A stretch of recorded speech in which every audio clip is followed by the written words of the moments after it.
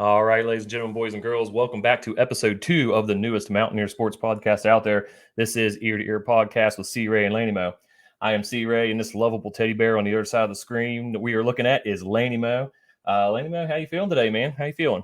Good, man. I feel great. Great. Got exactly what I wanted for my birthday. A WVU win, turned 45, feel 25, and I just can't wait till next Saturday. Just this coming Saturday. Can't wait. Awesome. Yeah, well, happy birthday. That is true. Your birthday was this past weekend, as was my anniversary. I got married on Laney's birthday, and he still decided and agreed to be in my wedding. What a friend. What a pal, I'm telling you. But you are right. It was a good weekend for the Mountaineers. We did come away from UCF with the win down there in Florida, 41-28. A lot of positives out of this game. One or two things that weren't real great, but all in all, I feel we put together a pretty solid game on all sides of the ball. So let's just kick it off with a little bit of reflection here on UCF. Laney, tell me your thoughts. What'd you think? What'd you like? What you didn't like about this past weekend? Complete game. That's what I just keep saying to myself over that we knew it was coming. We knew that the defense was going to have one. They were due. You know, you coach them up, but we knew that a complete game was coming from the offensive side. It's been lackluster. It's been agitating at times. You see hints of greatness, and then just shooting herself in the foot. But this game here, we drove UCF nuts with play calling, with different things, aspects. They were well prepared for a road trip also. They were ready to play from the time they got off the plane. I believe that. And I called a close win, if I believe. And, with our last episode, 20-point win. 13. We gave up a trash touchdown at the end. But, right. A 13-point win that we was in control of that game the whole time. Right. So, yeah. It was a very complete. Oh, I'm sorry. You kind of cut out, bud. And what popped out to you? I think one thing for me is seeing 3 consecutive games of Green playing legit quarterback play. He was very well rounded. He had a good percentage, 14-23, which is good for 60%, but he only had 156 yards.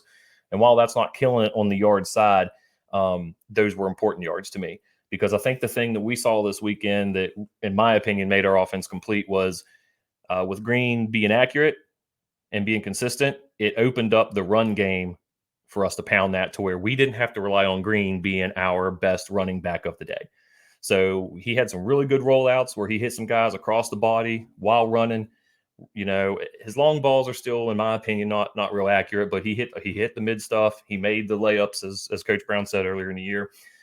And, as he does that, the defense starts sinking the safeties in a little bit or vice versa. I'm sorry. They start going out. So then we can start running, pounding the ground. And that's what we saw. We turned around, started the run game up, started pounding it up the middle and on the sides. And then they start sinking the safeties in. Then we go back to the pass. So it was really good to see a well-rounded offensive attack where really everything went well. It was good to see the burst. We saw hard running. Yeah. And Green really, when Green did keep it, he was decisive. It wasn't, I'm gonna take it, no, and then have to willy-nilly try to figure out what he was going to do with it. The running backs, they hit the line hard and running. And with Donaldson and Anderson, kind of between the tackles, White is my dude. That guy, he runs hard.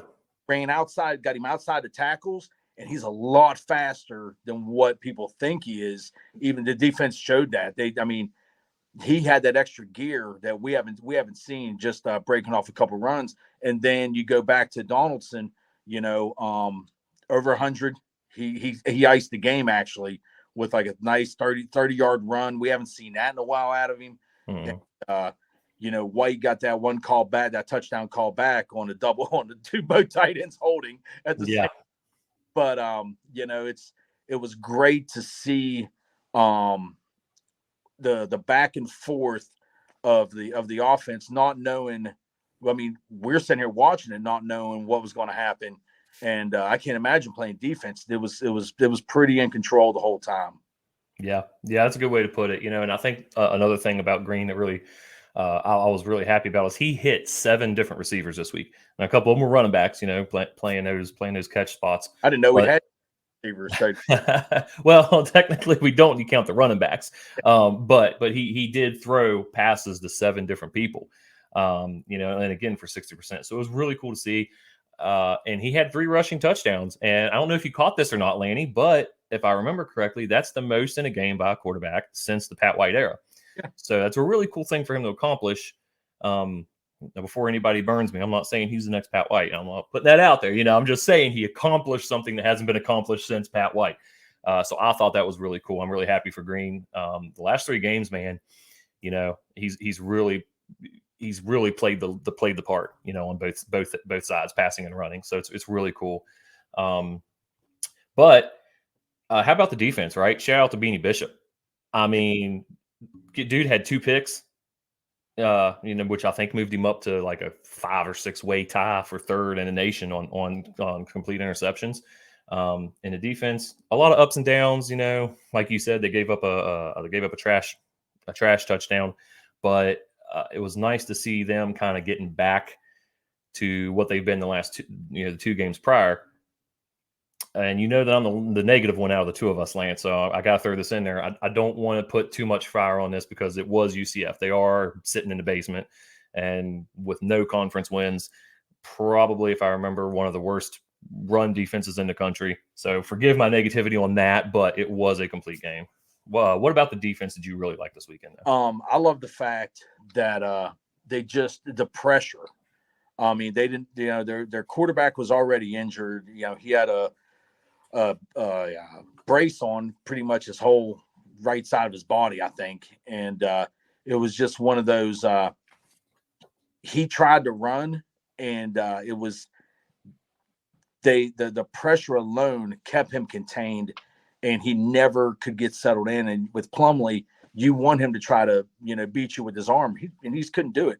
The one interception he threw was an absolute duck. It was like it was like catching a punt. Our guys, I thought he was gonna call fair catch on it. Finally on Beanie's first interception, we finally got a bounce. I mean, the thing kicked off the guy's leg, went up in the air, and Beanie had the ability to actually find it because he had no idea where it was. Mm-hmm. And just to catch it and realize that there was live ball and let's go, and he takes off running with it. And we have not had that bounce our way, it seems.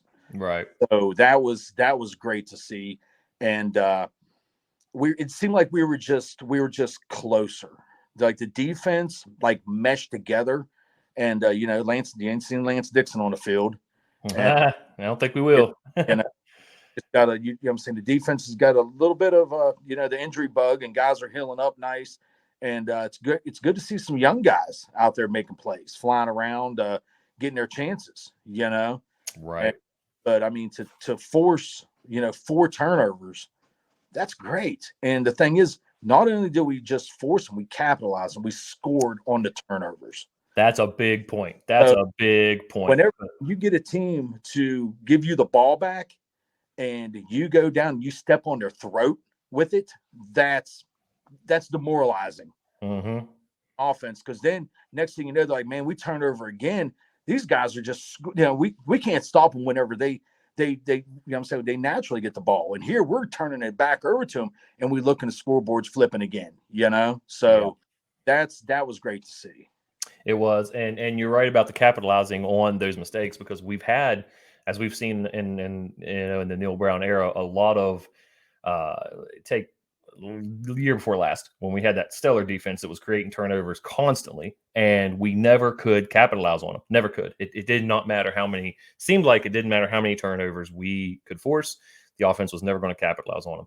So it was good to see it again. I'm trying not to get my climbing gear out, right, and trying not to get that climbing gear out and start up the mountain again, because I'm like, okay, it's UCF. We got BYU coming this week. We got Oklahoma after that. we can pull off those 2 more wins or have a really good game against Oklahoma, maybe I'll start, lacing up my hiking boots and getting my climbers out. But it is good to see that maybe the team can use this as a big confidence boost going into these next 2 games as well. Yeah. What'd you think of the trick play? Why call that? It's, Green gets rolled up on. The boy tries to stand up, falls back down, and I love the effort out of him, but it's like just lay there, let the med staff get you off the field, man. And now it's Nico's time to shine. And it doesn't happen.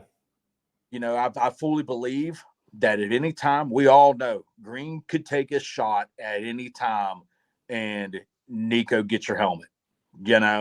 And I trust in Nico run this offense. I really do. And Green's growing on me, but I just think that I think Nico throws a better ball, and I think it's Green's decision that keeps Nico from taking that step up. Oh man, Lanny, you better be careful. Mountaineer Nation going to fry you on that one, buddy. But there's guys out there that are going to fry you for that one. But I think, hey, and but Green's not hurting us. He's not going to hurt you.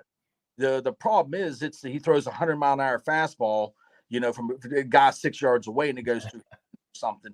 And or he tries to pull off the Superman move and gets himself wrapped up or just makes a bad decision. That's where Green kind of gets in his own way once in a while.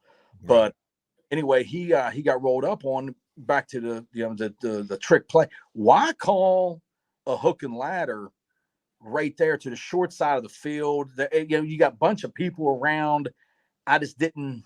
It didn't make any sense to me, because you weren't having a problem moving the ball, and most backup comes in, and you're right there around the I think it was like the 40-yard line, something like around there, right there around midfield area. You hand the ball off, and you just kind of, well, nobody expected it. You're right about that. You are right about that. If it works, Brown's a genius, which no one will ever call him that. But it's just a fact of the matter of, it's why call it. I just don't understand that. Yeah, I see your point. I see the question too. Why call that at that point? I personally like the call. And I personally liked it, and I think you're right. Nobody expected it coming. No one if we don't fumble it there, we're getting the first down then some. Yeah. I thought it wasn't a bad pitch. No. I think he didn't expect it. I don't think he expected it. And was like, and boom, there you are. It's a fumble. Maybe it wasn't called. We don't know. That could be. Maybe he freaked out and was like, I got to get rid of this, and just shoved it back to him. Play hot hands, Yeah, there you go. Play hot potato with the football. Yeah. Yeah.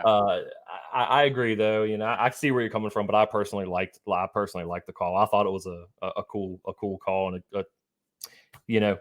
I think you're right. We're not going to call Brown a genius anytime soon, but it is one of those things where if it works, he's a genius. If it doesn't work, he's an idiot. And if we wouldn't have fumbled and taken a tackle there and lost yardage, then it would have been, that was an idiot, idiot call. So it is what it is. I will say this though, it was really nice this week to see Brown almost go for the throat and not get up 7 points, 10 points and start playing conservative ground football. When we got up by 20, I was like, oh crap, like I looked over at the wife. I said, you see this? We're up by 20. We ain't been up by 20 probably all year. So that was really cool to see. We gave up that trash touchdown. We ended up winning by less than 14. But it was nice to see. I don't know if you'd want to call it growth or not. I've always said that it's the G5 thinking is I can get up by 7 and 10 in G5 and that's good. And you can cruise with that, but you can't do that in Power 5. So maybe he's starting to realize that. What do you think? Maybe it was one of the things too, where I think that we were just better than UCF. They couldn't stop us. They honestly could not stop us. Our weapons, showed up, and, line play was great.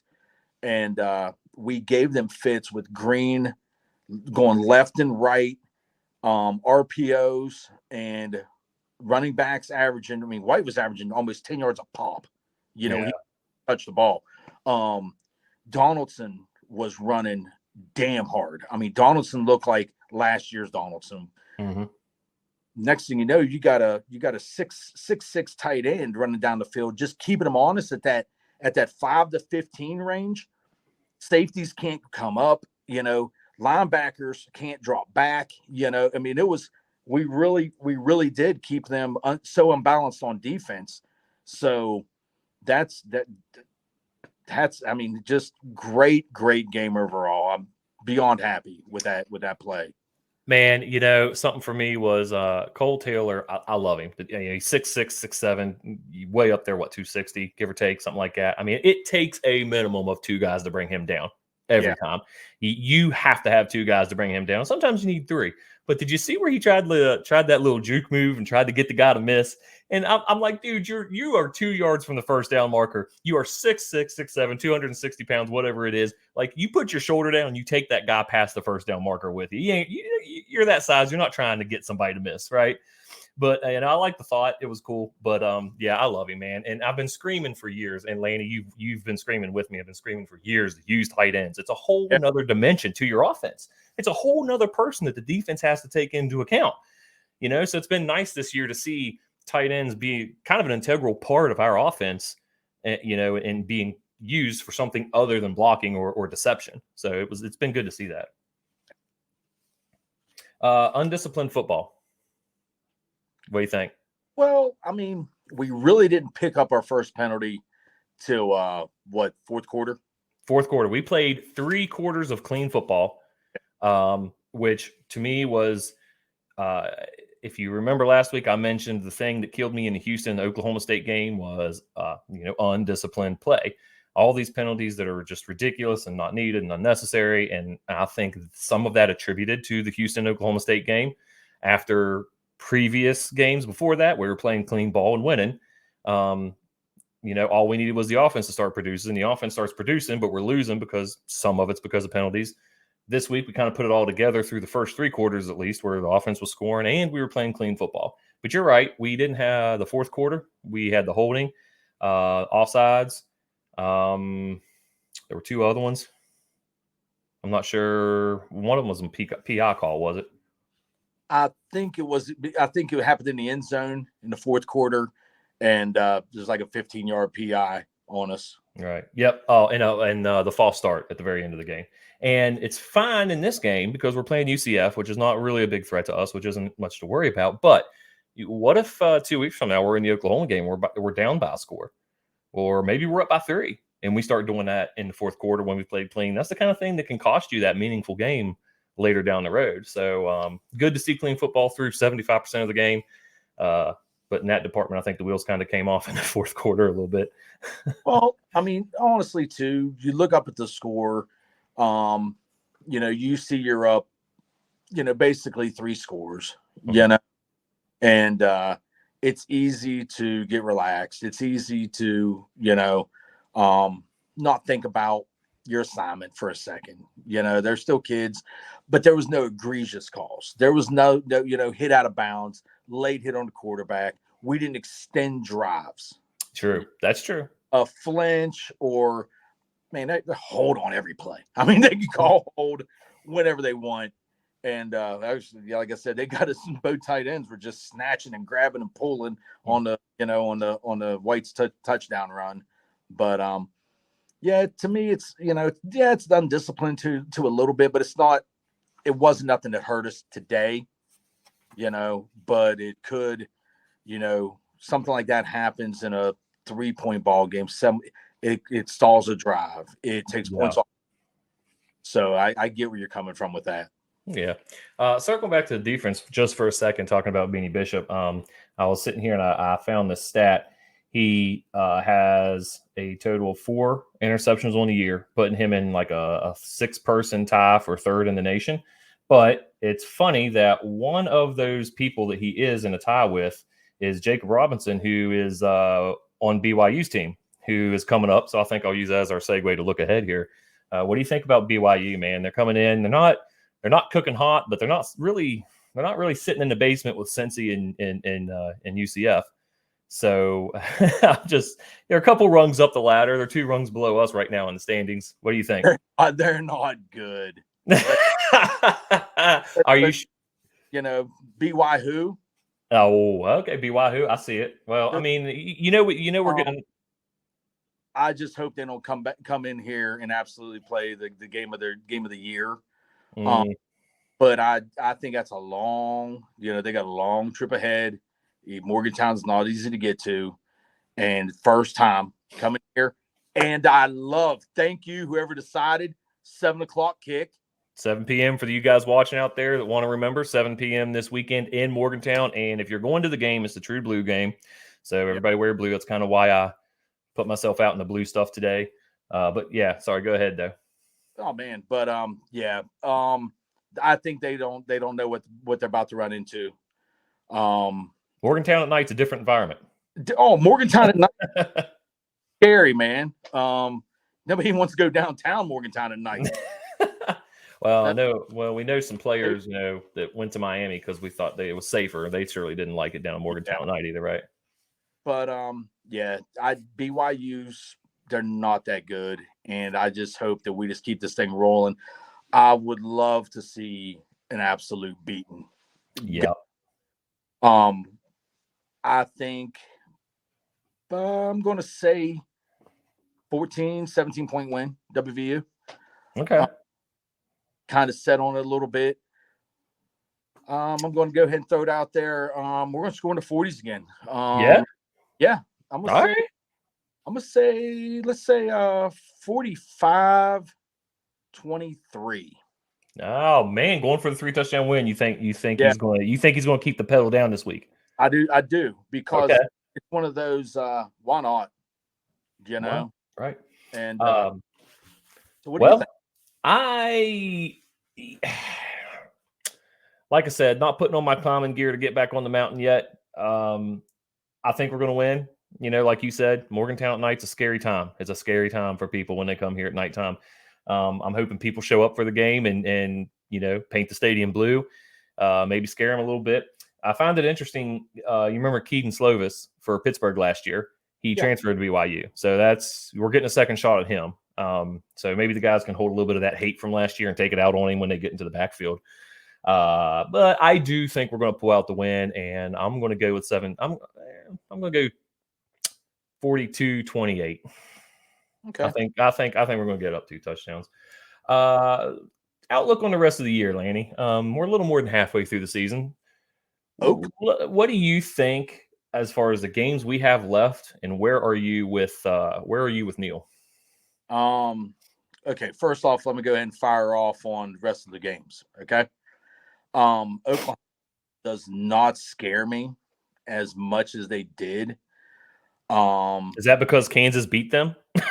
Is that why you're not maybe we should be really happy we're not playing Kansas and Kansas State this year?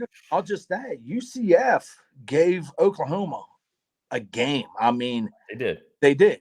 And that's 2 weeks in a row that Oklahoma, they got beat. UCF could have beat them, So I think there's some chinks in the armor of Oklahoma, and we match up pretty decent with them. I believe so. The way we spread and the way we can run, keep them honest, and if our defense just keeps grow week to week.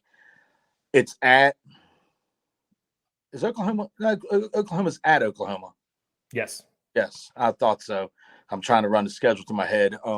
But it's away. It's at Oklahoma, which is a little bit different. But I mean, Oklahoma does not scare me. I think then after Oklahoma, what we have Cincinnati at home. Cincy. Not really worried about that one. I would be highly surprised and highly disappointed if we lost that game because they're the only team down there with UCF. They're playing marbles on a rug in the basement right now together. They're just down there alone, and I think we've kind of all forgotten about them this year. And Cincy's they're not that good. I mean, let's just be honest. But it's one of those things. Not good teams give us fits, Yeah. And then Baylor, you know, They're not good either. we go away again, you know, Mhm. Baylor. And it's one of those. I'm going to say we finish off 2-2. I think Oklahoma beats us, and I think Baylor at Baylor, last game of the year, could something dumb happen down there. I think we go, you know, You think we finished 7-5? yeah. Ah, man, that's the worst. That's the worst. I hate 7-5. But how does that make you feel about Neil Brown? I'm happy with 7-5 out of Neil. 8 would be so much better. Because that Houston game is going to linger and linger, and that's a win. I mean, it just doesn't count on the board. It's a win, but it should have been a win anyway. But Yeah, that hurts. There's a huge difference between 7-5 and 8-4. It right. rolls off better, but Neil Brown, folks, he's not going nowhere. He ain't. West Virginia's not paying to make a coach go away. Yes, the money's there. You don't make a contract without the money being there. That's a fact. But Right. we don't. But we're not going to spend it. No, you ain't going to spend it. You're not going to spend. No one's lining up to come coach WVU anyway. I'm just saying that.